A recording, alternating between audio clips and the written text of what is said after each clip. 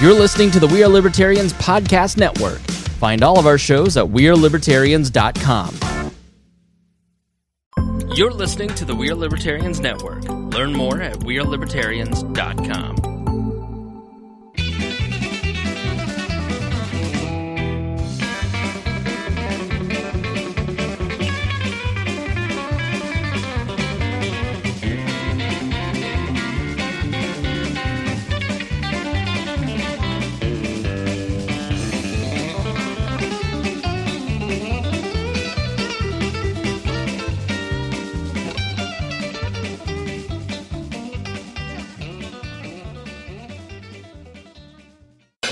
This is Jeremiah Morrell, Boss Liberty Podcast. This is going to be a special edition. I'm recording live from a diner in Maryland. First time in Maryland ever.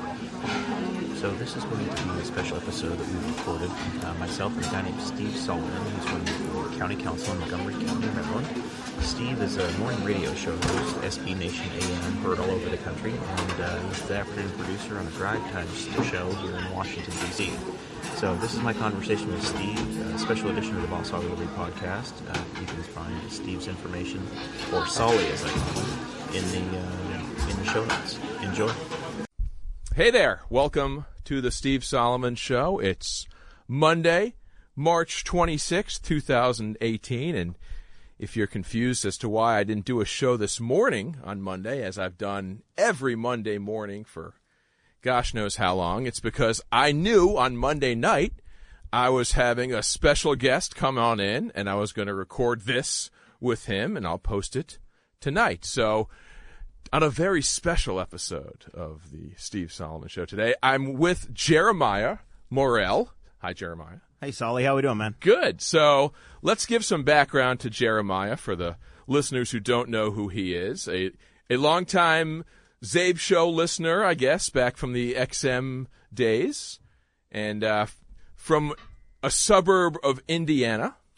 Yep, Newcastle, Indiana, the far, far east side, halfway between Indianapolis and Dayton. Newcastle, Indiana. Newcastle. It's funny because I think Newcastle is like Springfield. There's not one in every state, but there's definitely a Newcastle, Pennsylvania, and there's a Newcastle, Delaware that I know of. There's Newcastle, Wyoming. Yeah, they're all over the place. Yeah, it's like Springfield, I guess. But that's pretty cool. So Jeremiah has been a fan of the show for a long time, and a Zabe Facebook guy, which is where I saw him first, and also a guy into politics and running for office in his own area there in Indiana, like I am here in Montgomery County. So a radio guy who does his own podcast, just like me. So a lot of similarities between us. And he's like, hey, I'm coming to town to D.C.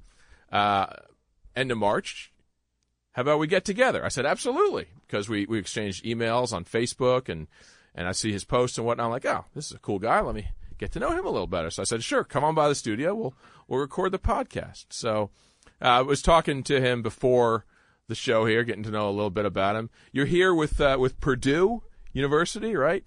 I'm here with the convention? Purdue University School of Ag. We come out here once a year advocating for their extension group. So that's the people that put together 4-H and all these different programs that are in every county in America. So out here meeting with congressional delegations, just trying to get our little piece of the government to eat. Cool. So Jeremiah's I lean on him and many of our other listeners. When I decided to run for county council in Montgomery County, I had no practical experience on how to do anything politically. I kind of saw it from afar.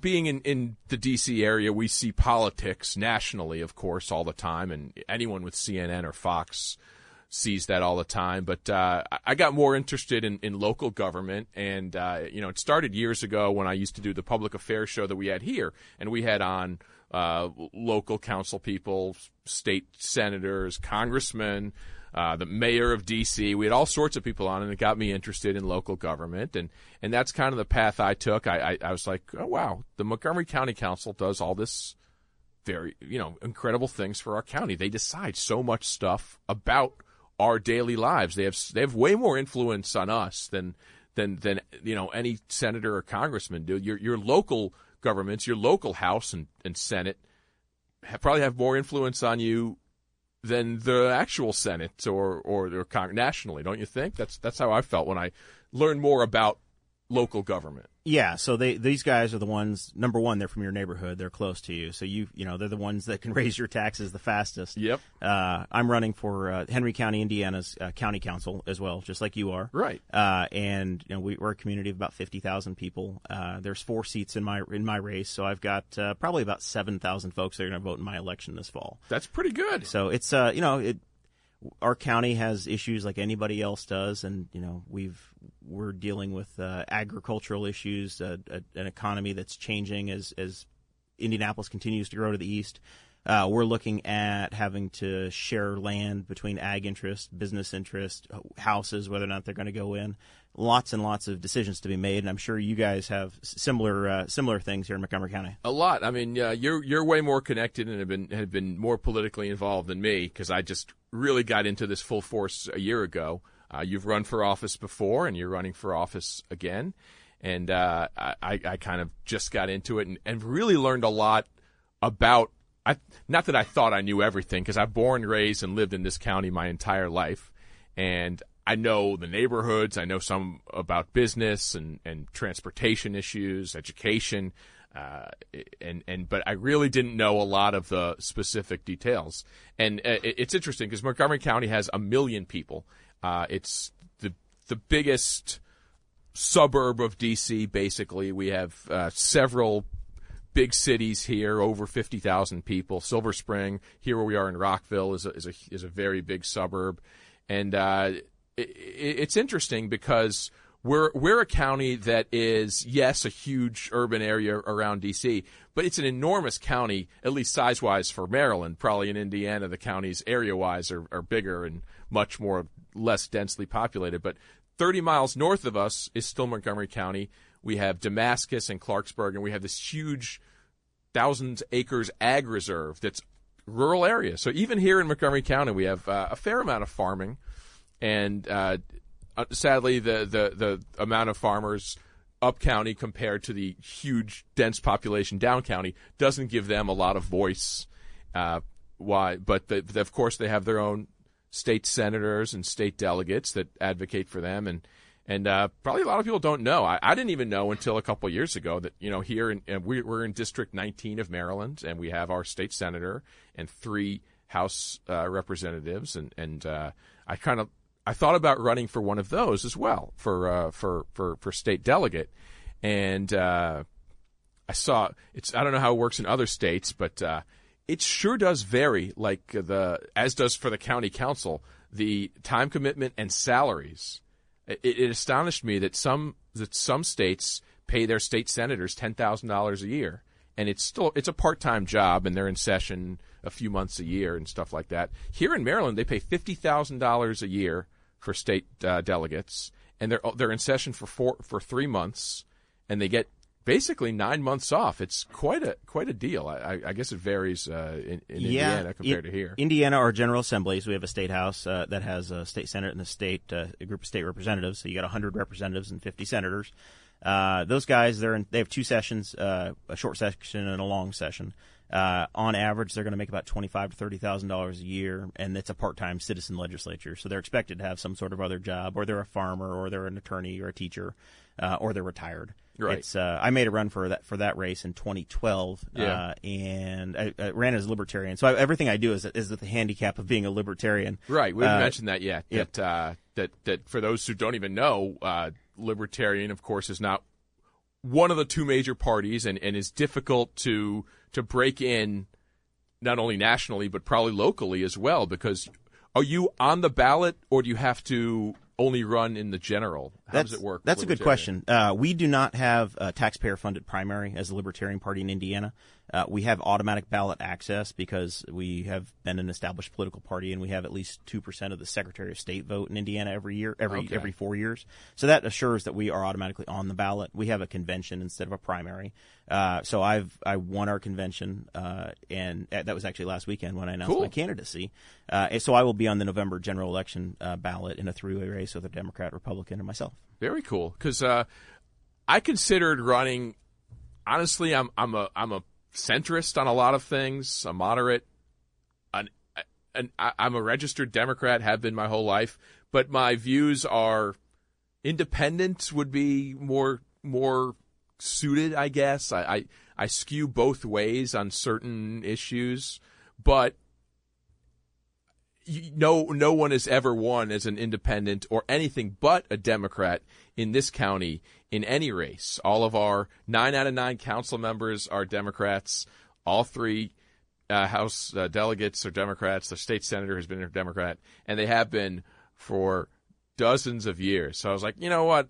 I better run as a Democrat, and maybe I'm the most centrist Democrat running, which I probably am compared to a lot of people who are very progressive, socialist almost, who are running. So I thought, why not? It's really my only chance of winning, and because we don't have anything but that. Because I was told that there's someone from the Green Party. I don't know if there's any libertarians attempting to run, but they need signatures basically to get on the ballot, at least here in the county council race. And that's what happens when you don't have ballot access. You have to spend the time and effort that you're spending to try to win the primary. You're just going to fight through, and the money you're going to spend to just simply get on the ballot.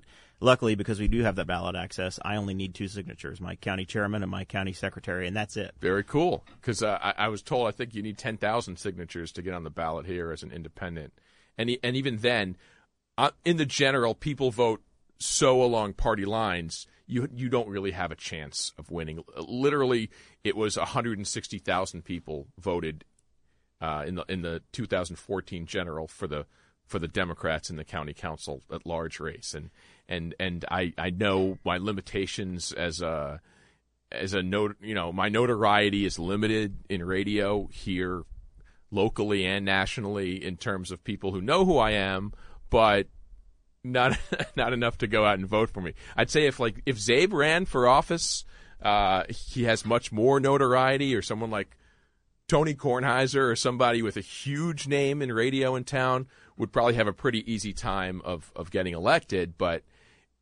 I thought maybe I have enough notoriety, and with the push on radio from the guys here and some other media connections that I have, maybe it'll be enough, and I still have no idea. It's tough to gauge because, as I've told the guys before, their term limits were voted in 2016 here in Montgomery County, and until then, council members could serve forever if they wanted, and many have, and so our county executive is term limited out, and 4 of our 9 council members are term limited out.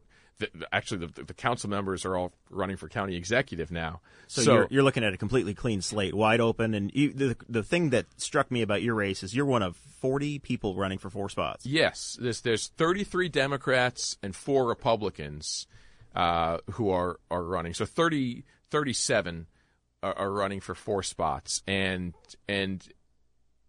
4 Republicans are running. Those 4 will they'll win their primary. They'll be there in the fall. So you've got to get out of this scrum. Right. Basically, if you win your primary in Montgomery County, you're set for winning the general, because a lot of people run as Republicans, but actually the same guy has run for council Republican and won the Republican nomination 4 straight times and has lost badly in the general 4 straight times, but I applaud his effort to try to make a difference that way, and he's very active locally, politically. This guy Robert Dyer, he writes, he covers everything politically, but he's Republican and he wants to be elected and has a lot of good ideas and has challenged a lot of the things the council has done, and you need the challenge of the other party or someone outside of your party to keep balance, or otherwise you have one view pushing their view on the entire county. And yes, we are 2/3 Democrats here in Montgomery County, but a third who are not and don't always agree with the ways of the council. And the council has such power and sway, and we can get more into this, but they did. One of the things I didn't really know about was, how do you raise money once you're a candidate? What do you do to get money for these elections? Because I was like, well, I'll just run. I'll bookmark a couple $1,000 of my own money. Maybe gets a little bit of money from friends and family, and couple thousand more and just use that to run. And then I saw that other candidates have tens of thousands of dollars, if not six-figure, because it's all public knowledge information of what you spend, and you have to submit reports and all that. There's several candidates with six-figure accounts that they're spending money, and how can I compete with that? Because they're buying radio and TV and print ads, and they're everywhere for county council, right? Yeah, for county council. There's like we have a few 4 or 5 websites that are very dedicated to local politics, and one of those has the ads of the other county council members right there in top banners and stuff like that. So I can't compete financially with them, and so one of the things that I've found, because as running Libertarian, I ran the statewide campaign. A guy named Rex Bell ran for governor of the state of Indiana last time. We ran against Mike Pence was our governor. So when we got into this race, we thought Mike Pence was going to be running for re-election, and then this thing happened where Pence dropped out because he was Trump's sacrificial vice president. Right. And then the next thing you know, he actually won the vice presidency. So we were running against a guy named John Gregg, who had been the Indiana Speaker of House, and a guy named Eric Holcomb, who had been basically a political operative for the previous governor, and then chief of staff for Dan Coates, who was a senator, and then he accidentally wound up becoming the lieutenant governor, and then next thing you know, turned around, he was the guy that was running for governor. So we ran against their big machines, couple $1 million a piece. Wow. On $25,000 statewide. And that fueled our campaign from beginning to end. So obviously we didn't have TV. We had web videos. We spent a lot of time and effort and sweat equity putting together some really good web videos for that campaign. And then we spent a lot of money on Facebook marketing. Yeah. Social media has tremendous ability to reach people and get folks passionate. Right. So the Facebook model was huge for us in running that campaign. A couple of people have told me that Facebook is the way to go if you're running on a limited budget. You can really target who you reach, and they can work with you. You can spend $50 or $5,000 if you want to on Facebook ads, and I've seen all the other candidates use it already, and that's probably something I'm going to do as we get closer to the election day. And you found that to be effective, cost effective. It was cost effective, yeah. People? I mean, the thing that happens is you build a community. Facebook has moved into groups, just like the ZABE group that we're a part of. You get a community of people together, and if you have a message or a post that you need liked or shared on behalf of your campaign or an issue you're passionate about, you can get some engagement from people.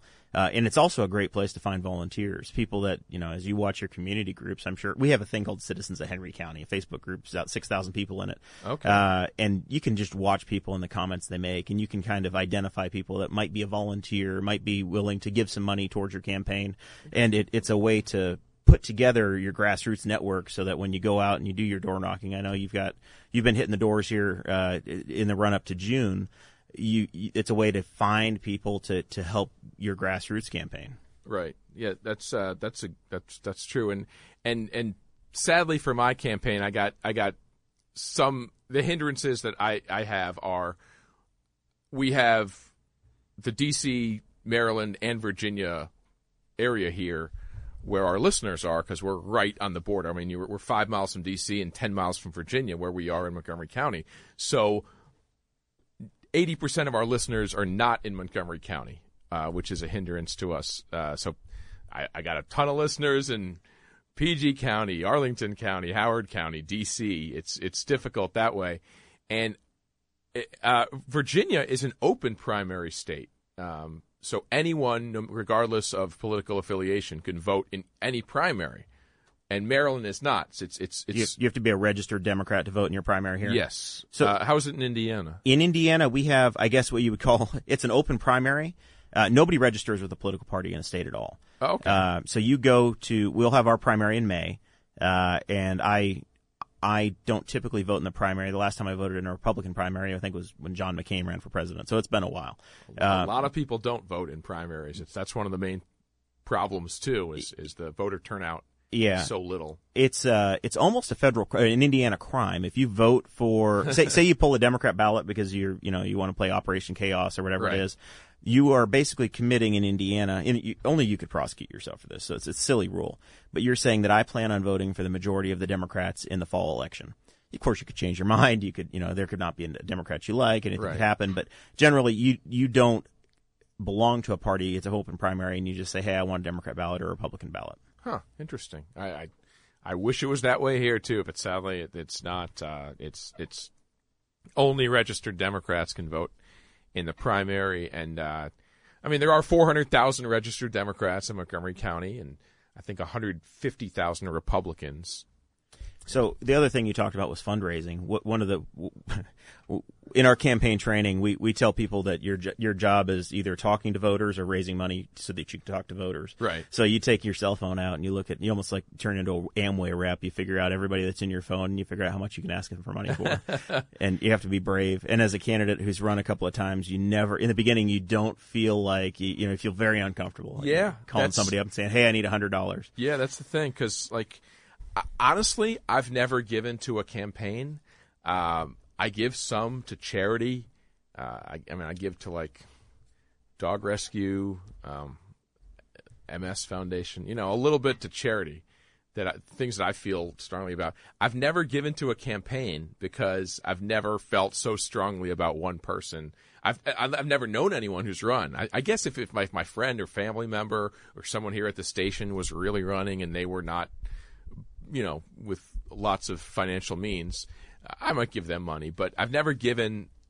It's just not something I do. So I feel odd about asking people for money for my campaign, because with 37 people, 33 are just throwing money away, and 4 will. But I sort of see it that way. I know a lot of people don't, and a lot of people are very generous with contributions, just on individual donor levels, let alone corporations or groups that are behind you. That's another thing. I don't know how prevalent it is in your race in Indiana, but here there are not really PACs or special interests, but just every group you can imagine for every cause emails every candidate.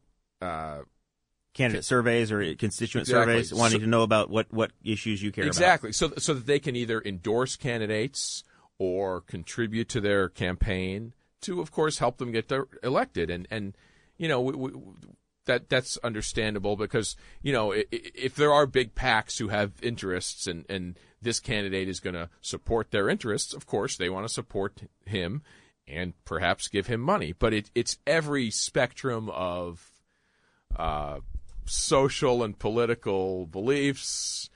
I mean, the Democratic Socialists, Bernie's party, they endorse people. I didn't even.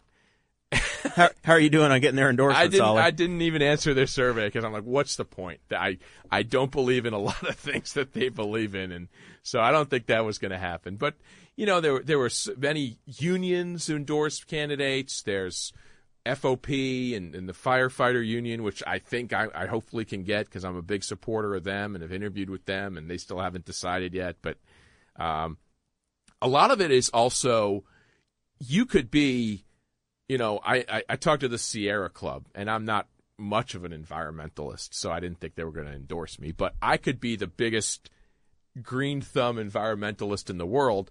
I don't think they would have endorsed me, because they endorsed the 3 candidates who are probably the most likely to win. And I think a lot of groups endorse people not only based on do they push forward our ideology, but can they win? They want to be connected when exactly. They're actually serving. They don't want, this was our guy, but he lost, so now we have no one in power. So I think that's a huge part that I've talked to other candidates about, that they're like, oh yeah, you could be the greatest for the Sierra Club in the world, but if they don't think you're going to win, they're not going to waste their time endorsing you. I'm like, oh, well, that sucks, because it's kind of like, A plus B equals C, but if they endorse me, I'll have a better chance of winning. And I don't know how much the endorsements really help. They all have their certain number of members, and they'll probably email their members, hey, we're voting for this guy. But are these people going to vote?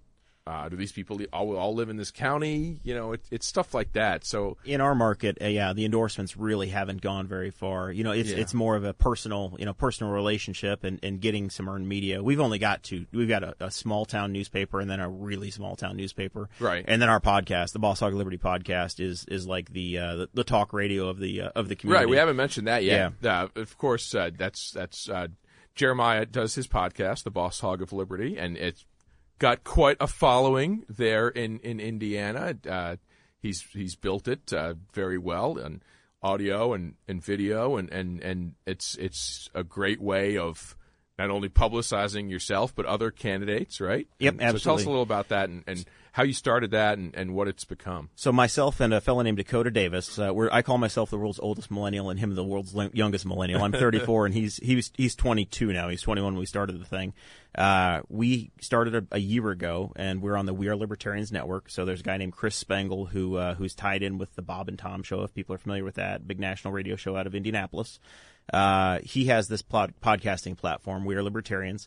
About a year ago, I had been a contributor to his program, and I'm 45 minutes east of the city. I said, I want to try to start my own thing. So I stole a board from him and got some equipment and some information on how to start. And we just kind of put together our first podcast and developed a really nice local following. And some help from his network as well. We get listeners from all over the country and the world, but the majority of our folks are in East Central Indiana. And over time, we went from doing it back behind my house around poolside to, we need to get a little studio and put a little more permanent setup. So we got some sound tiles. Then, we want to do some video. So we got some fans that kicked in on a GoFundMe, and they've put together a budget for us to get some lights. And then the next thing you know, we've got HD video. So now we live stream every Thursday night on Boss Hog of Liberty on the Facebook page. Got our YouTube channel, and then we're available on bosshogliberty.com. So we've interviewed everybody from county councilors, county commissioners, state representatives, state senators, candidates for Congress. Got a guy that was drafted by the MLB from our hometown, guy named Ben Smith. We had him on. We had Robin Miller, the racing guy from NBC Sports Network, formerly the Indy Star. Just Steve Horowitz, a world-class economist, has been on. It was just incredible reach we've had from a spare bedroom studio in Newcastle, Indiana. That's very cool. I mean, that's one thing I learned was when I started my podcast. I was like, well, how do I get people to listen or subscribe? Get people on who are more famous than you, or who have at least one person who's going like, I'm going to subscribe to that so I can listen to him. And exactly right. I put our friend Roy Wood on, who's a very successful comedian, and boom, after that, he tweeted it out. I got a few subscribers. I put Czaban. He tweeted out that he's coming on. Boom, I got a few subscribers. And I knew that charging people would be a tougher road than obviously doing it for free. But I'm like, you know what? I want people who are you get the really committed fans. Right. And if you're paying something, you're going to come back and look at it. Right. And they've been. I've had a wonderful group of supporters here. I mean, they've not only given me money to listen to me, which is one thing, an amazing thing to ask, because so much radio is free. And, our show in the morning is free. Zabe's show is free. And it's tough to ask to pay for something, like a lot of newspaper sites now charge you. You get 5 free clicks a month, and then boom, they charge. Like the Washington Post does that online. They charge you. The Wall Street Journal does that. So I understand it's difficult, but they've been so supportive. I mean, I've got dozens of wonderful subscribers who are fans, and we have this community where we interact. They tweet me, email me. I know most of them because they constantly contact me. It's great. And they helped me out when I printed my Solly Show T-shirts. They bought them. We play fantasy sports with our listeners only in leagues. It's been great. So it's great to build the community of listeners. I mean, I know they all came from Zabe or came from the morning show or whatever, but that's how they found me, because without those shows, no one would know who I am at all. So you got to build and. Did you have radio experience before this podcast, or did you just decide, hey, it's something I want to do, and I'm going to do it? I was a horse show announcer, a volunteer 4-H horse show announcer. Show. That's Cool. the extent of my broadcasting experience. That and the Sulphur Springs Mud Bog, and maybe a goat show here and there. So a lot of livestock connections. I really didn't have a history in broadcasting. Did a little bit of speech and debate in high school, that kind of a thing. But the podcast is pretty much where I've cut my teeth. If you listen to episode 49, which we did last week, compared to episode 1, we've come a long way. Yeah, that's good. That you can sort of self-grow in this business, and it's something when I decided growing up, hey, I love radio. It's a cool medium. I want to be the next Howard Stern. How do I do that? And if you watched Howard Stern's movie, you saw him practicing as a child in his basement with the radio mic. His dad was a radio engineer, and that's how he learned how to do it. And he himself was awful, he would tell you, in his first years in Detroit, and then he was in D.C. in the early 80s. And he learned how to do it better by doing it. And you get reps by doing a podcast. If people Exactly. are listening and this is something they're into, it's a hobby for me. It's probably never going to be a full-time gig. I know that. I'm a steel salesman during the day, but once a week for 90 minutes, we are the political talk show of our area, and we get better every week. Cool. That's great. And yeah, you've built quite the following. I've seen your Facebook page. You got a ton of likes. That's fantastic. And it's great that you can build something like that in a smaller community, like a 50,000 person county like yours. It's very cool that you can do that. Here, it's so competitive with just commercial radio. People have so many options, let alone satellite radio. And when I decided to start my podcast, I'm like, let everybody have a podcast. Why are they gonna listen to mine? Everyone and his brother have started a podcast, and there's sites like Podcast One that host famous people who start podcasts. So when you're like Adam Carolla or something, and you are already a well-known name because of the Man Show and because of your comedy, you can start a podcast and get, boom, 100,000 listeners your first episode. When you're a smaller personality like me, who's like the sidekick on a radio, a local show and a national show, you have no idea how many people might like you or listen to you. So did you guys think initially starting, hey, who the heck's going to listen to us? How are we going to build our brand? Yeah, in the beginning it was, we were broadcasting for ourselves, and you're kind of trying to figure out who your audience is going to be, and you don't know. For us, we didn't know if we were going to be a national show. It was basically a couple of friends sitting around having a conversation, and then we realized that we're going to be light, we're going to have fun, we're going to talk about real issues, but we're never going to take ourselves too seriously. And honestly, listening to Czaban has been very influential to me. Cool. In becoming a somewhat general variety show. We'll have a guest on. Basically, the model is we have myself and Dakota Davis are the main hosts. We host every show. And then we've got a third seat that's a rotating cast member. 3 or 4 different people have held that role. And then we have a featured guest. And they've been anywhere from an entertainment person to a media person to a political person.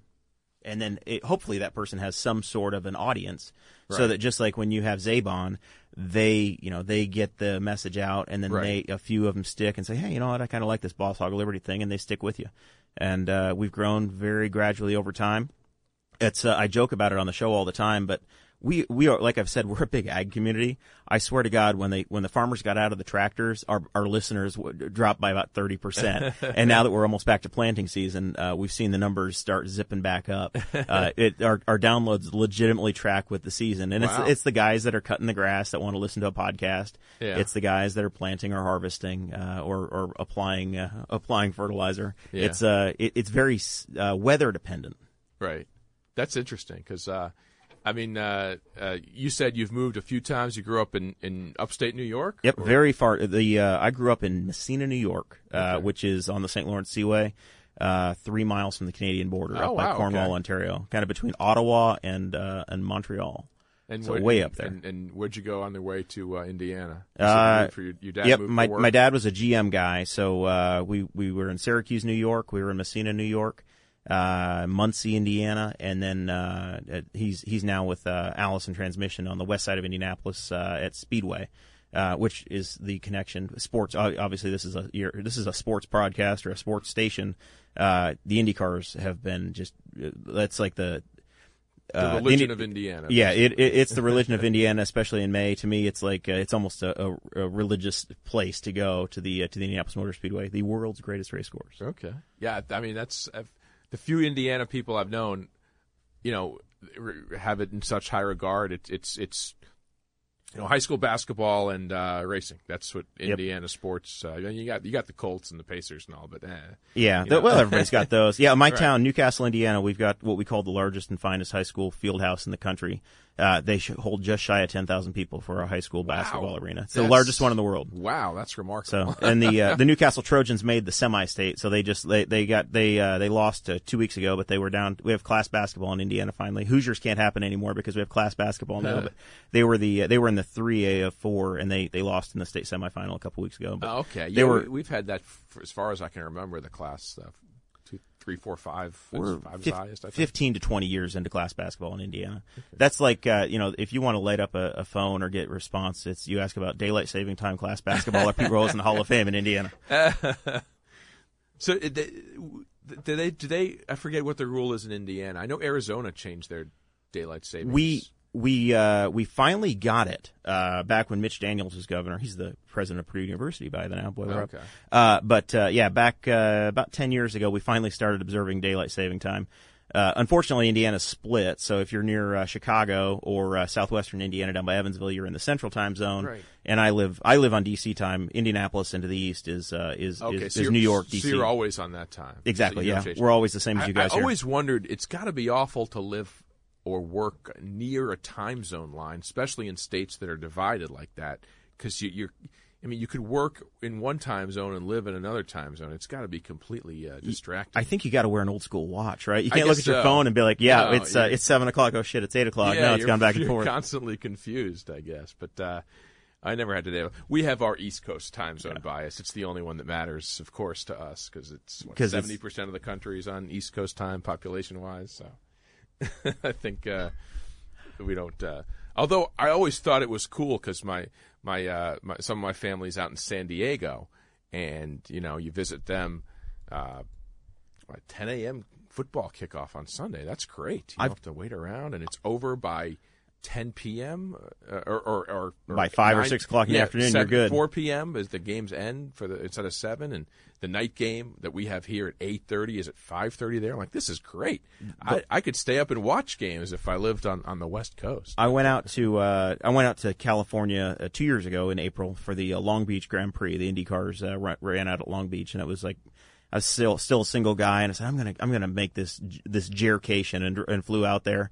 I felt like the most motivated guy in California because I was 3 hours ahead of the world. Yeah. They're laid back as it is. You come at them, and if you normally get up at 8 in the morning, you're getting up at 5 out there. You're just it's a different world out there. Yeah. So now you travel in your job in sales, right? Yep. So is it by car? Are you flying a lot, or just always by car to drive around? Pretty much by car. Yeah. So a lot of podcasts. My sales territory is I'm a boring sales guy, but Indiana, Michigan, Kentucky, and Ohio. So I sell fabricated rebar for bridges that are all over the Midwest. So you're on the road most days of the week, or is it? My boss would like me to be, as everything. Are you in the office? I'm in the Newcastle office too. A fair amount too? Yeah, Muncie, Indiana. Okay. Got a shop there, and that's where the sales office is. And try to get to the. How long have you been doing that? Man, I've been in rebar for about 15 years. Wow, I've been on the sales side for about 5. Oh, okay. You gotta I guess, not only driving but traveling, because it's. If you're not into that, it's got to be a grind, because my brother worked in sales for DuPont for many years, and he'd travel 35, 40 weeks a year.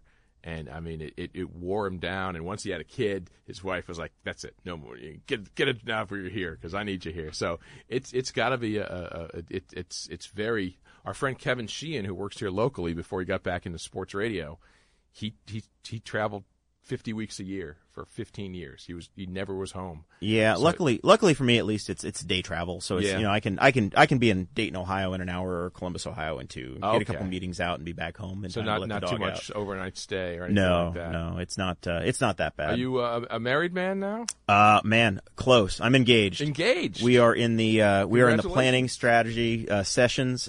July 7th, as long as I don't screw up. Wonderful. So it's coming up quick. Look at that. Less than 3 months. The lovely Sarah Potter. Yes. Lucky woman, Sarah Potter. Good for her. Good for you guys. That's wonderful. So, you got a dog too, you said? A couple dogs. Dogs. Got, all right. right after, this is the way it went, Solly. I I had a dog. I bought my house 3 or 4 years ago. Got a lab. He's perfect. He was 3 years old, perfectly trained, good to go.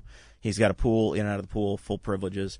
I got engaged, and like 2 weeks later, we got a puppy. Oh no! And she still lives in about an hour away. We're going to wait until we get married for her to move in, so I'm a single puppy dad. Okay. 5 days a week with the newborn.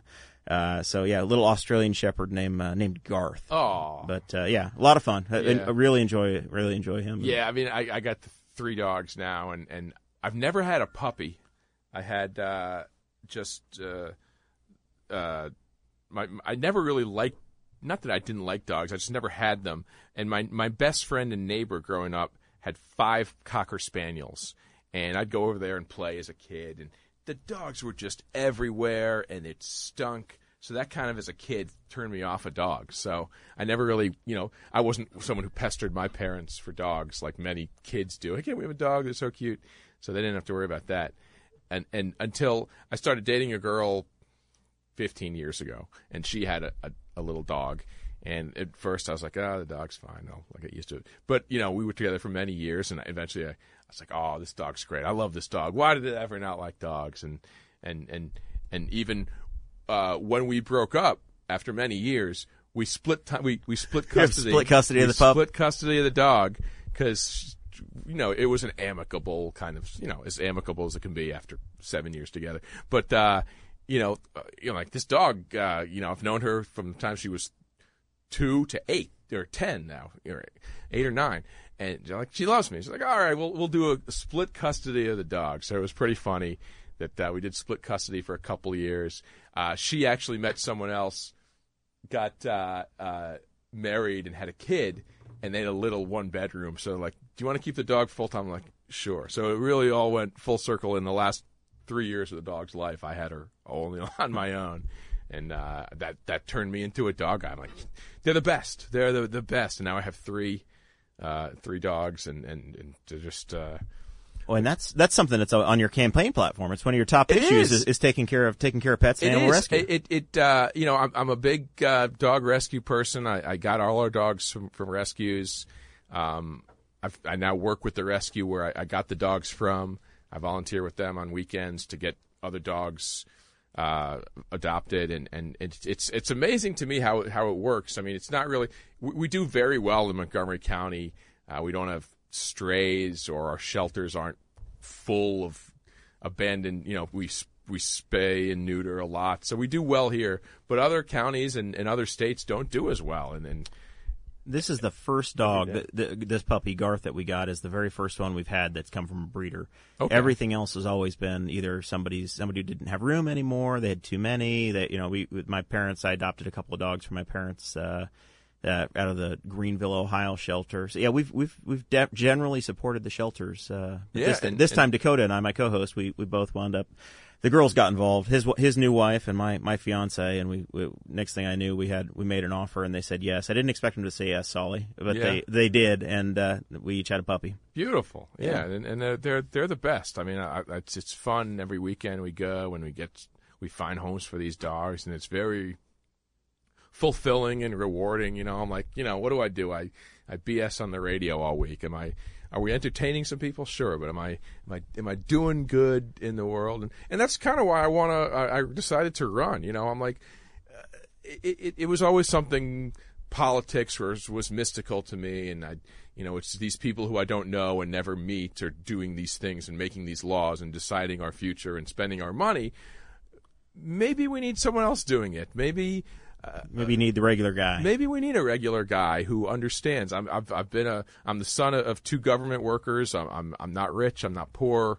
I've grown up middle class my whole life. I'm still, despite what people might think, you don't unless you're a big star. You don't make 6 figures in radio. It's difficult to get by. So I'm still a middle class guy, And I'm like, well, there's a lot of issues I feel strongly about and that I don't think ever get addressed. And so have you had a chance to do like a ride-along or anything with the police department in your campaign, getting close to understand what they're going through, what they're dealing with? I haven't done a ride-along. They talked about that. And like with the fire department. Because, as one of my platforms is I'm a big supporter of police, fire, and rescue. I always have been. And when I decided to run and form my platform, I thought of just not how to appeal to the most people, but what things I actually believe in. What you're passionate about. The strongest. And I've always been a supporter of police, fire, and rescue. I give to our local volunteer fire department, and we have an amazing volunteer fire department here. We have 19 houses that have volunteers, either full or part of the house, and just hundreds of volunteer firefighters who give their time and effort. And we have hundreds of career firefighters who I mean, they're heroes. They risk their lives for and are committed to this thing. They have an incredible desire to do this. They have an amazing bond between them, and it bothers me that they're not compensated better. Talked to hundreds of them, and even the lieutenants and captains, they work overtime, and they have secondary jobs to supplement their income because we just don't pay them enough. And I said, you know what? If I'm on this council, we're going to take care of our police, fire, and rescue better, because you shouldn't have to work a second job when you're 16 years in and a captain. That's silly. I'm making more than a fire captain. That's kind of silly. Who doesn't, when he works overtime, he makes more. But they do a lot of overtime. I was surprised at how many have to do overtime or second jobs, and I'm like, that's not right. And I looked at our budget, and honestly, before I started doing this, I was like, you got to be a lawyer or a tax accountant to understand the complexities of the legalese in these budgets. And they do simplify it, at least on Montgomery County does a good job of summaries and understanding. I'm like, how do they must have a team of lawyers, all these councilmen, to understand this stuff. It's so complex. And they do. They each have a staff, and there's so much council staff who work for the council. It's something I never even thought about, but hundreds of people work on the council and the various departments in this county. We have 10,000 employees in Montgomery County who work for the county. 10,000 employees in county government. Yep. It's amazing. It's an enormous. That probably bothers. It's a machine, yeah. Government machine. We have, in our county, the county council. We've got 7 county councilmen. They're barbers. They're small business owners. They're I don't think we have any attorneys, but they're salespeople. That's generally where our folks come from, right. And they have. They have an attorney that works for the county but isn't a full-time county employee, and right. You've got an auditor and a couple other people. But in comparison, obviously it's a different scale. Your county's 100 times larger in population than Henry County, Indiana. But we definitely run a little leaner. It's interesting because my girlfriend's family. I don't know if you've heard of it, but I've mentioned it a couple of times. They're from Alabama. Just the same thing. Close enough. But no, her parents were both born and raised in Alabama, and her dad's in the Navy, so they moved around a million times, and they finally ended up in D.C. and stayed here, and he retired here. But her uncles and aunts are in Alabama, and they're farmers. They're chicken farmers. It's as rural as can possibly be, and they're in Barber County, Alabama, with population, 15,000. It's very small. I went to the county courthouse with my Uncle Tommy once and he's like, oh yeah, let's go see Bill. He's the county council guy. And I was like, oh, was that his job? He's like, no, he's a farmer. None of these people are full time. It's no one. The mayor is not full time of their city because it's a very small rural area, and they can't afford to pay a councilman full time. And we have that here. We have a few like municipalities that are pseudo independent and have their own county council and their own mayor, who are all part time as well. We have a town, Kensington, that has their own mayor, their own council. We have it's odd. Rockville has their own city police that are sort of separate from the county police. So we do have a fair amount of people who are elected officials, but also have regular day jobs as well. They work a couple days a week on this. But our county council, I'm not doing it for the money. I would probably do it if it was the same money as I made now. but they are paid extremely well. And so this will be a full-time job. If you win, this is the end of Radio Solly. It's possible. The podcast might survive, but not everything else. The podcast would survive. I don't know about the rest of it because I definitely can't keep the morning show because they do weekly morning meetings, and I doubt my boss would. Yeah, I need every Tuesday off for the next 4 years. I don't think we could do that. You know, our council will meet once a month. Okay, it's a once a month for the actual meetings. Obviously, there's committee work and other things right. you attend and things you do, but yeah, it's a once a month deal for our race. Yeah, it's very very time consuming in terms of because in the last year I've gone to so many events to try to get out there and meet the. Despite being such a huge county, there's a few very influential people who have the ear of a lot of fairly powerful people and can sway voters. So like, oh, you gotta know this guy. You gotta know Alan. He'll you know him and you're with him. You're good to go. You're good to go. And like I've gotten a little bit in the inner circle of Montgomery County politics, and it's a lot of the same people, and it's a very kind of niche community. I know all 9 council members now. I've met them all.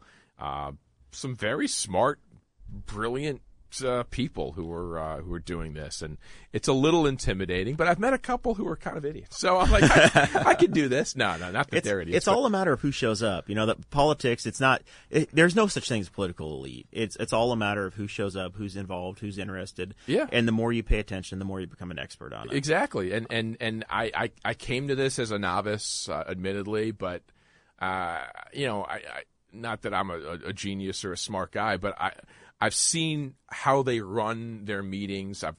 Our council meetings are on television. They have, I don't know how you have it there, but we have a channel it's owned by Montgomery County that shows nothing but county council meetings and hearings and events and forums, and they air them just on this one channel on Montgomery County Cable. It's pretty cool. So I've gone to some council meetings. I watch them at home on TV, and a lot of stuff they don't know what's going on until they have a panel of experts on every issue. You know, when they're doing something about education, they bring in Dr. Smith, the head of the Board of Education, to explain to them about certain issues. So I'm like, they don't really know everything yet. You know, I don't feel so intimidated anymore that it's something so far above my expertise and ability. I'm like, I could do this. They're all just people. You can handle it. Yeah, you know, it's not rocket science or brain surgery here.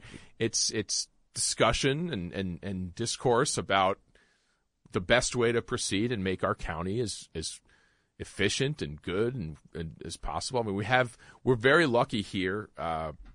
It's Montgomery County. I think people want to live here because the schools are top-notch in the state of Maryland. We're one of the 10 wealthiest counties in the country. I could tell you had roads paved with gold out there. Of course, it is. Gold everywhere. Everyone's a millionaire. All the 1%ers have gathered here. No, I mean, we have some neighborhoods that are extreme. We have extreme wealth here. We have Potomac. It's this neighborhood where a lot of millionaires live. And we have Langley Park, which is perhaps the poorest neighborhood in the county. So, and there's the 80% of us who are middle class in between, something like that. So it's a very interesting county, and we have an enormous budget. We have a $5.5 billion yearly operating budget, and we spend incredible amounts on certain things that I couldn't believe. And looking over the budget, at least summaries of how we spend, I'm like, wow, how do we waste this kind of money on things? And how do you guys get your tax revenue? Is it property taxes out here? You have crazy property taxes. Is it income taxes? We do. What generates the revenue? We get state money like every county does, but property taxes here are an enormous part of the budget. It's, I think, over half of our operating budget is just from the property taxes, which they happened to raise 2 years ago. Thanks for that. 9% raise 2 years ago in property taxes. The same year that the county council gave themselves a 15% raise. So that upset a tremendous amount of people. They gave themselves a raise from $110,000 to $130,000 almost. They make an incredible amount of money, and that's really what spurned the term limit talk. We have this guy here, Robin Ficker. He's a lawyer. He's always been politically active, and he is kind of an agitator. Like all he when there's a problem, find Ficker. He'll kind of cure it. And he was the guy who was like, you know what? They raised our property taxes. They gave themselves a raise. We got to put in term limits and get these council members out. And amazingly, he did. It got enough votes or signatures to get on the ballot.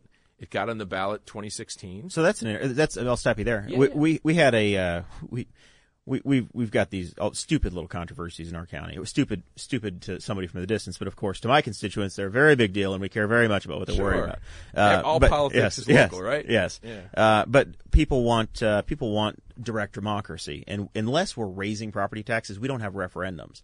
So you sparked my interest there. In Indiana, the only time we have a referendum is if we want to raise taxes or if we're keeping a judge. Otherwise, it's all through your county council, your county commissioners. They're the ones that make those decisions. So no ballot referendum. No ballot referendum. So you guys, if you get a bunch of signatures, you can say, "Hey, more than 4 years in office," and throw the bums out. Yeah, I mean, I don't know how deep it goes with what you can get, but everyone who votes or is a casual voter. You're voting for your president, your senator, your governor, your congressman, and then maybe you'll know your county council people, maybe you know your circuit court judges, but you won't really know. Every ballot has some sort of referendum that I can remember, and they do a good job of explaining it to people who are reading it for the first time. This means this, but I remember the push for the term limits became local news, and it got a lot of attention because of the property tax raising. No one likes that. I mean, even people who don't vote, which is 80% of people in primaries, what, these sons of bitches are raised our property taxes? Get them out of here. And that was the mentality for a lot of people. And it passed with ease. 70-something% voted for term limits. And I don't know. I don't know how you feel about term limits in general. I'm kind of ambivalent on them. I think if you have someone like in Congress or in Senate who's doing a great job, why would you get them out? But if they are so bought and sold that it's impossible to get them out, I can understand that. And I guess we don't have those in national. I mean, we have governors who have term limits. It varies state by state, but Congress and Senate, you're there for life. There for if you life. Want to be. Yeah, I go back and forth. Yeah. It's probably safer to have term limits. We have them for governor of Indiana and some county offices. But you could serve for 60 years if you wanted to in the General Assembly or right. on a county council. The guy I'm hoping to replace, he's retiring. He's been serving since 1978. So, oh wow! So the Jimmy Carter administration he's been there since then. Yeah, one of our state delegates is retiring. I think she's been there 40 years. So she's. And they're like, oh, is she going to retire? We want her seat, and a lot of people came out after she decided because there was no point in running against her. If she decided to run, she would have gotten reelected pretty easily. 4 years ago, I tossed my name on the ballot and I didn't spend a nickel. Actually, I spent $50. I spent $50 just on a web page, and he didn't spend anything. So I outspent him $50 to zero, and I got, I think, 18% of the vote or something. There you go. So it was a baseline, but straight. The reality is voters have the choice every election to make a decision, and unfortunately they're apathetic. Yeah. And they don't they don't really take an interest like they probably should. And I'm guilty of that. I didn't vote. I haven't voted in every primary ever because I just was not interested in doing it. And honestly, it's a lot of people don't, at least here, because of the crowds. I mean, you're going to be standing in line. November 2016, you were standing in line because I don't know how many millions of people voted in Maryland, but a lot. Do you have any early voting at all? Or is it on election day only? We do have we have early voting 2 weeks before until a week before for 1 week because the primary is June 26th. We do early voting June 14 through 21, but it's only in 11 locations around the county. So I mean, it's a huge county. Yeah, you've got to go out of your way to get there. I don't think many people will do that unless they're definitely want to vote and they won't be here that day, because otherwise it's much more convenient to vote. I think we have 160 voting locations on Election Day, something like that. Every elementary and high school is turned into a voting center. Yeah, that very recently. I think last year was the 2016 election was the first time we've had it. But you could go to any polling place you wanted to and get a ballot. So you don't have to go to your home polling place now. You could go to anyone in your county. That's a good idea. And vote for who you needed to vote for. So you don't have to go to your home precinct. Yeah, because early voting, I can understand it. You want to give people the opportunity to vote on a different day if somehow that day they're tied up or working or out of town or something.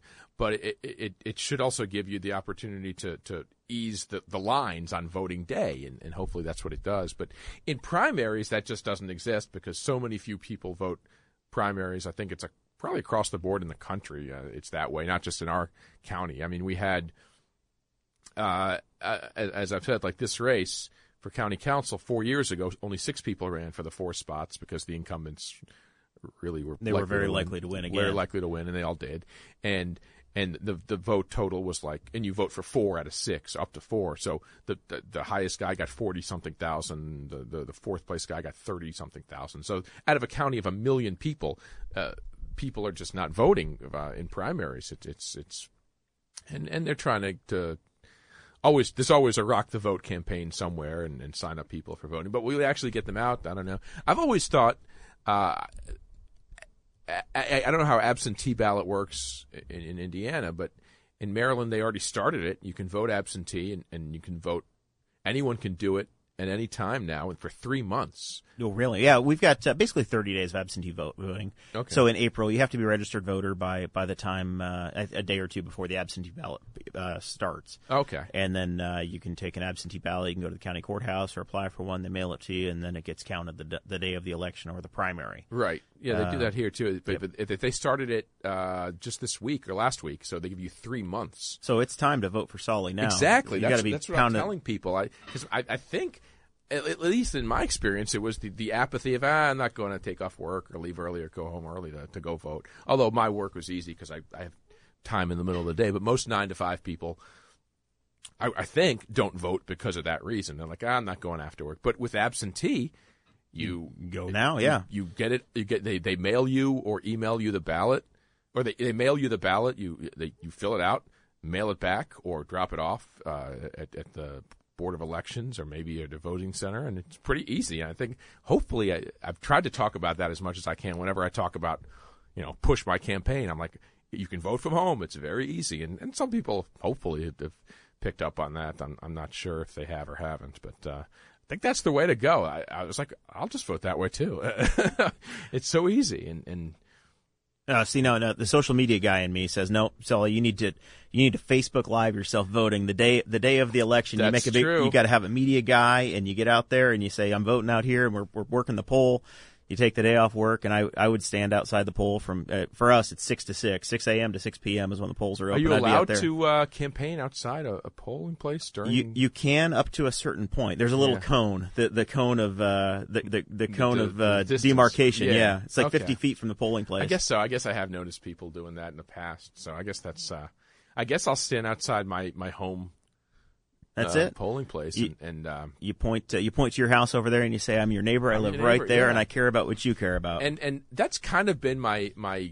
I mean, we could talk campaign strategy a little. I was like, well, I live in a suburb of, it's called Wheaton, and it's got a few thousand people. And on my initial campaign literature, I put, I'm from right here in Wheaton when I give them the card, so that I use these generic ones for when I go anywhere else. But I was like, well, I might as well campaign in my home area because those votes count the same as the votes in Germantown, 20 miles north of me. And I've never lived there or worked there, but I've lived and worked in Wheaton. So I always thought that's the best way to do it, and tell people, I live right down the street or something like that. And you can do that for a 2-mile radius of your house, which has 5,000 people. So I've campaigned mostly there, and I've campaigned in other neighborhoods and knocked on doors. I mean, do you do that When I in your race too? When I ran for state representative in 2012, I think myself and my team, we got to about 8,000 doors. Wow! So we worked hard. We walked pretty much it was over a 3-county area. So 1/100th of the people of Indiana were in our area. Wow! We pretty much covered all of Rushville, Indiana, hometown of Tony Stewart, and about 2/3 of Newcastle, Indiana, and all of Hagerstown. So the big towns in each of the counties we got to. And I got about 27% of the vote against a guy that had been in office for 20 years as a Republican. So the shoe leather works. If you get out there and talk to people and see folks, it's exactly. It's very doable. You just have to put the time and effort in and not be afraid to get some help. It's tough because there's some people, there's a couple people running who have literally quit their jobs to campaign and run full time, or at least gone on sabbatical from their jobs. A couple people have. And I can't compete with that. I mean, they have the resources to do it. They've either saved money or been given a lot of money to afford to be able to campaign full time, and that's a big investment. It is, and it gives them the ability to go to every event and to meet and to knock on doors every night or all weekend if they want. And I'm trying to use my time as wisely as I can because I don't want to. No one's crying for me, but I work a lot of hours doing these 2 shows, and it's difficult to get up every weekend and knock on hundreds of doors. I've done it a lot, and I also need the weekends. There's in a county of this size, there's a political event every night somewhere where there's voters to reach, and we have a county executive race. We have the county council. I'm running at large, but there's 5 districts where you could also run in separately from the at-large. We have our state senate race. We have our state delegates running. We have we have not our congressman. He's running unopposed, but we're in District 8 here, congressional, but Congressional District 6 is literally just 10 miles north is the border. So they're running. I've gone to a bunch of events all to try to meet new people. And that was the advice I got from someone.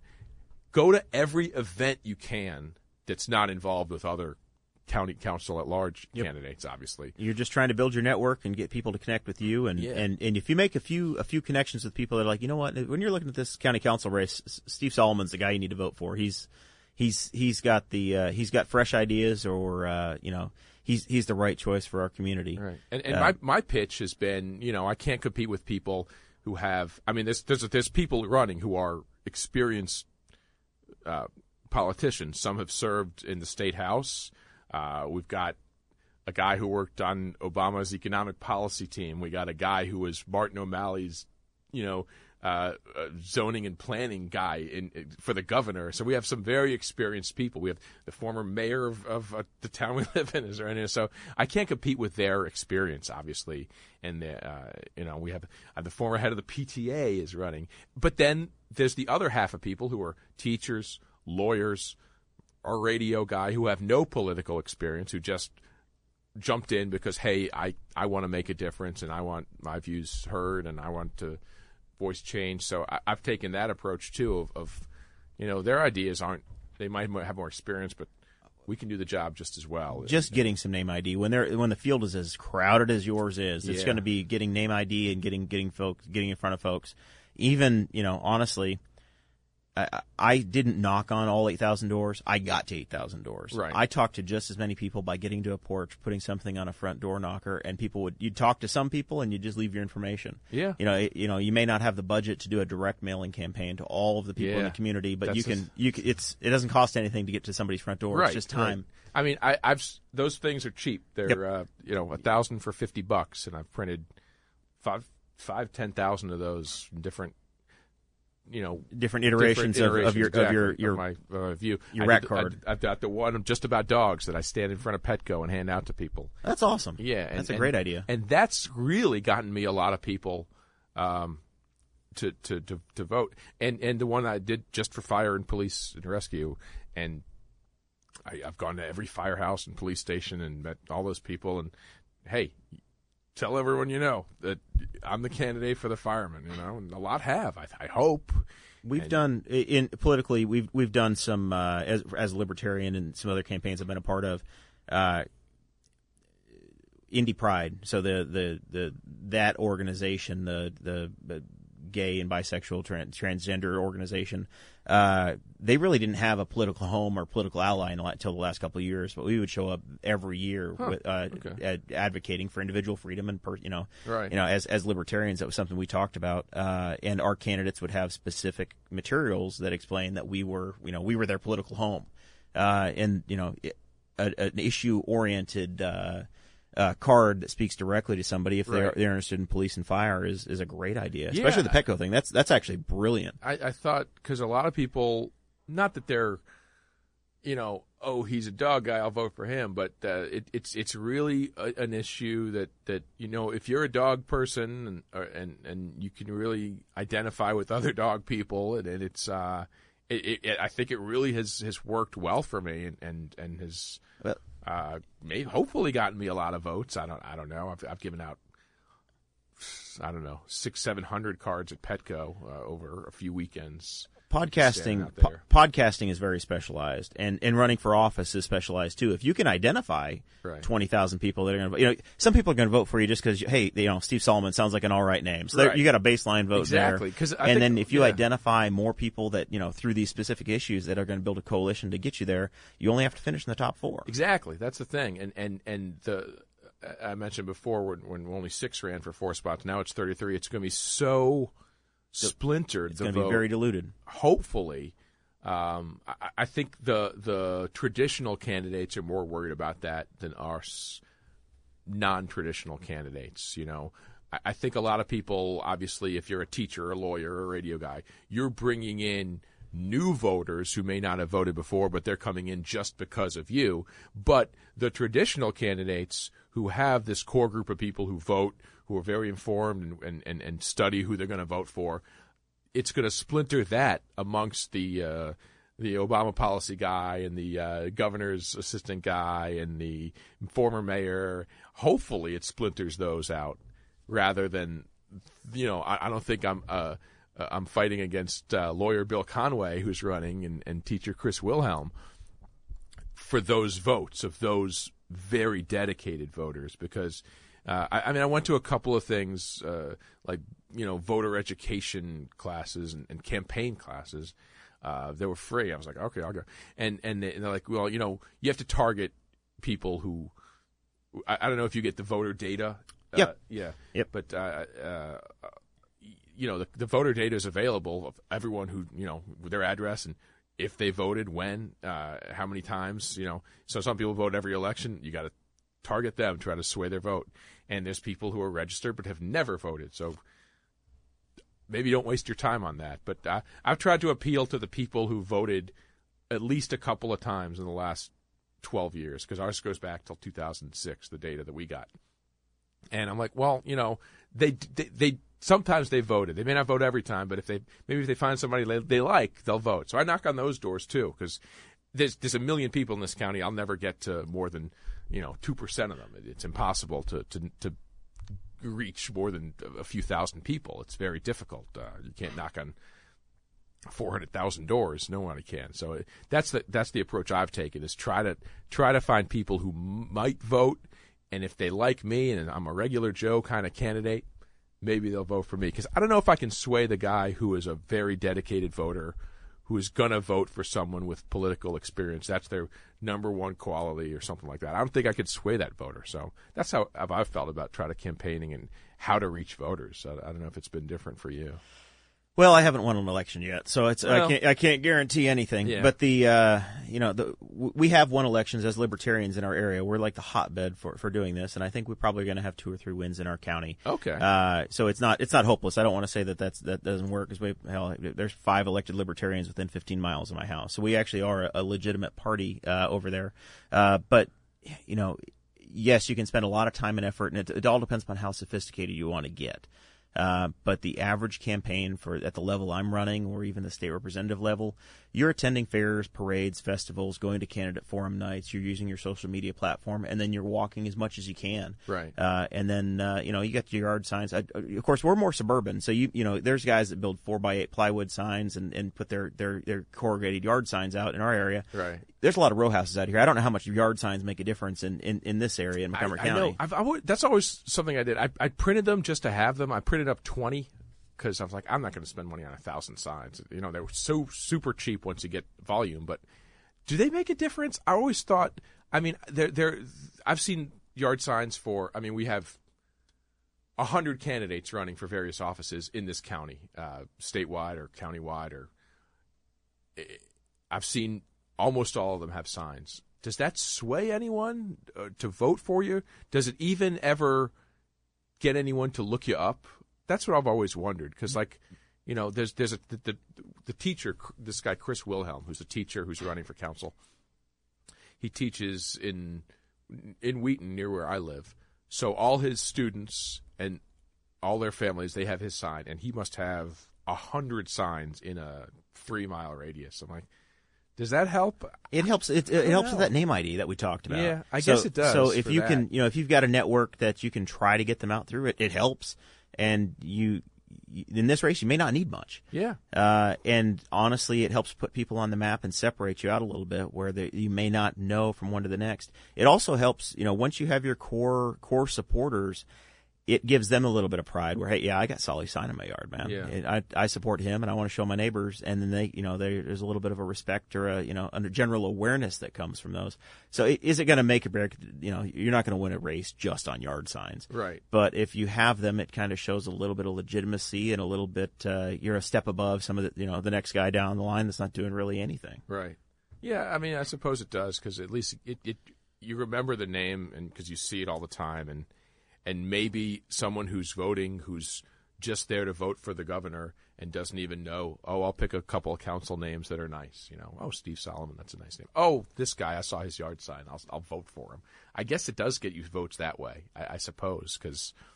So, honestly, working outside that polling place, I talked about that earlier. I've got data that shows if, the polling places I worked outside of, I was worth 10 to 15% by just having a poll worker and saying, hey, I'm Jeremiah. I'm going to be on your ballot in there. And I want your vote, and I want to get elected and leave you alone. That's right. That's the message. That's what we're talking about. Okay. Those are the little things, and obviously, trying to recruit poll workers isn't easy. But in Indiana, we can get you get a high school kid to stand out there. They get the day out of school for volunteering for you. Oh wow! Okay. So you get a free worker. Huh? Yeah, I guess voting day, I'll stand out there and try to outside the cone and try to show people because I got to imagine that it's still most voters don't know who their council members are. Most people don't, certainly. I've learned that knocking on doors and meeting people who are not in the know. I'd say even here, talking to the people at the station, telling them about it, they've lived here in this county their whole life. They don't know anything about the council, what they do, any of the council members. It's staggering how many people don't know about this part. A lot of people can't name their senator or congressman, so that's you never rely on the general public for everything, but most people can't know who at least one of their senators or congressmen or governor is, but don't know who their councilman is and don't know anything about what they do, and that's who I've tried to appeal to, knocking on doors, someone who's voted, maybe never in a primary. Hey, this is what we do. It's important, and I've seen you vote before, and you should come out and vote again because it really makes a difference. And in this race, this isn't the electoral college like the country. Every vote counts in every local race. It really does. And I don't know if you remember, we saw in Virginia the state house had the coin flip over because they had the exact same amount of votes. It's incredible, isn't it? It was like 11,130 to 11,130, and they had one disputed ballot that had one thing X'd out, and because of that, they've done a whole ballot reform change. They're going to change how they have the ballot. So instead of Xing a box, you fill in an oval like a SAT Scantron kind of thing. So every vote counts, and I'm sure in a race like yours, where it's smaller numbers that win, it sure does count too. Every vote counts. Yeah, it's going to be. like I said, I think it's probably going to take a few thousand, 6,000 or 7,000 votes is probably going to be enough to win our race. Yeah. And that's achievable no matter who you are. Definitely. You can get there. And I talked to in our district here, we're State District 19, and there's 80,000 people that live in this district, and 47,000 Democrats. And I talked to the guy who was running. He's like, I hope to knock on half the doors of voters. I'll try to knock on over 20,000 doors. He's out every night. He says every night now that it's light out till pretty late, he feels comfortable knocking from like 5 to 7:30 every night. I'm like, God love you. That's, you get your steps in. We had a guy that had to have a knee replacement after he ran for state representative. It's like I don't work out ever. I like to eat and watch TV. That's I always say, like, walking my dogs is the only workout I ever get, and that's not much. When I first started walking, I realized how bad shape I was in, because I walked for like an hour. I'm like, oh, my feet hurt, I'm tired. I'm in bad shape. So I got like a little step counter for like $20 on Amazon. I'm like, how far am I walking? So, and after 2-3 weekends, I started to actually feel a little better and could walk farther. It was very bad, like how bad shape I was in. That a little bit of walking actually improved my shape. It was terrible. I've dropped about 50 pounds in the last 6 months, thank God, because I got to do some walking, and it would have, walking in late summer in Indiana probably would have kicked my ass. Yeah, but that's been one of the good parts too. So, man, we've been talking forever here. Yeah. It's been great. But I guess we should wrap up. I want to thank Jeremiah Morrell for this. This has been very fun, and thank you for coming, man. All right. Yeah, follow us, BossHogOfLiberty.com. Boss Hog Liberty. I'll when I tweet out the link here of this, and I'll put that on there. And absolutely, thank you very much, and I'll talk to you guys soon.